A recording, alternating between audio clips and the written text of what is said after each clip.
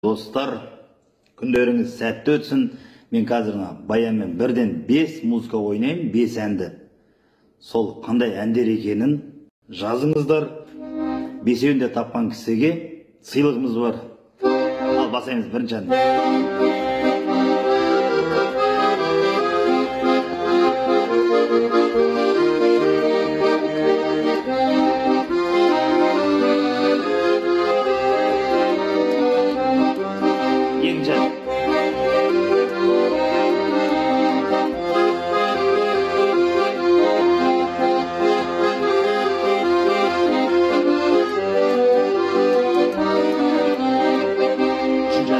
Üçüncü.